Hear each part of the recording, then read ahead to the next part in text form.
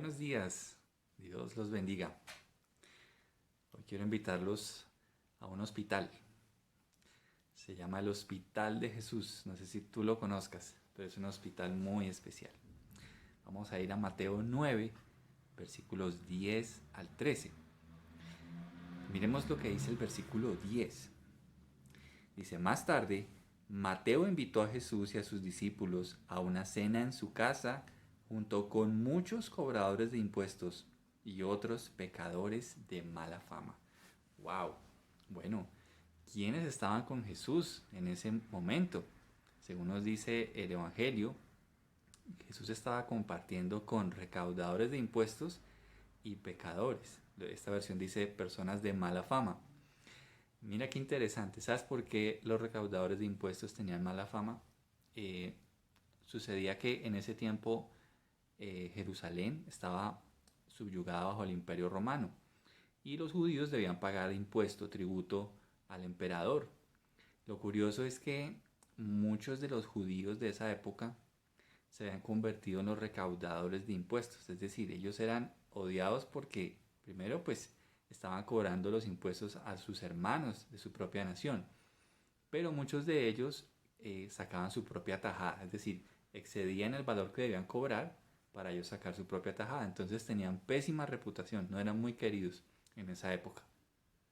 Así que este era el tipo de personas con las que Jesús estaba compartiendo allí.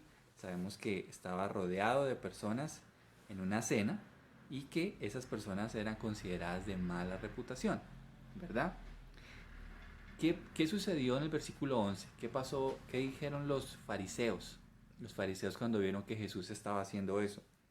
Dice, cuando los fariseos vieron esto, preguntaron a los discípulos, ¿por qué su maestro come con semejante escoria?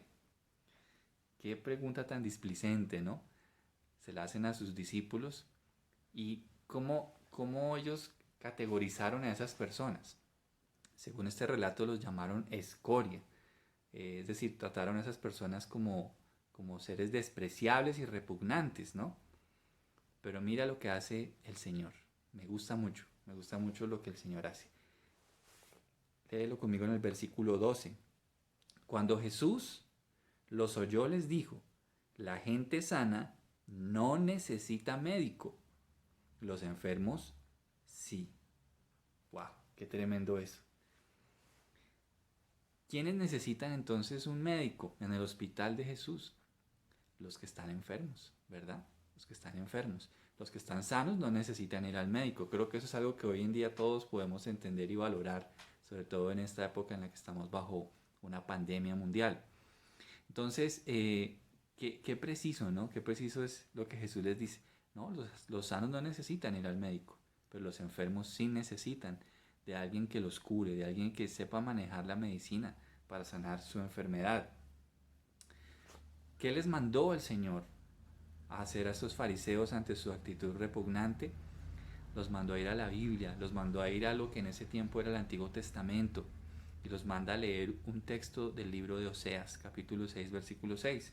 Él dice allí en el versículo 13, luego añadió, ahora vayan y aprendan el significado de la siguiente escritura, comillas, quiero que tengan compasión, no que ofrezcan sacrificios. Ese texto en el libro de Oseas dice de la siguiente manera, quiero que demuestren amor, no que ofrezcan sacrificios. Más que ofrendas quemadas, quiero que me conozcan. En este verso del libro del profeta Oseas, Dios le está recriminando a su pueblo por su amor superficial y lleno de ritos sin la convicción correcta. Ellos practicaban lo ordenado por Dios de una forma mecánica. Lo hacían, pero sus corazones estaban distantes de Dios. Es impresionante el enfoque que Jesús le da a esta palabra hacia los fariseos. Porque lo que Jesús les está pidiendo a los fariseos es que se den cuenta que el amor que ellos supuestamente profesaban hacia Dios debe ser un amor práctico también hacia los perdidos. Les está pidiendo que lleven a la práctica el amor que ellos decían, entre comillas, tener por Dios. ¿Y cómo lo debían demostrar? Teniendo compasión por los pecadores. ¿Cómo aplicó Jesús el significado de esa palabra a su propia vida? Me gusta mucho lo que dice el versículo 13 en la parte final. Dice, pues no he venido a llamar a los que se creen justos, sino a los que saben que son pecadores. Él demostró su amor llamando a los pecadores. El amor que Jesús profesaba por Dios su Padre lo demostró compartiendo con los pecadores, llamándolos al arrepentimiento. Y me gusta mucho porque esa parte de ese versículo nos muestra, primero, a qué pecadores Jesús no va a llamar. ¡Wow! Tremendo eso. ¿Sabes a quiénes? Aquí dice el 13, pues no he venido a llamar a los que se creen justos. Jesús no llama a los que se creen justos. Y hay muchas personas que se creen justas, que creen que no tienen pecado. Pero ¿a cuáles sí va a llamar? A los que saben que son pecadores. A ellos sí va a llamar.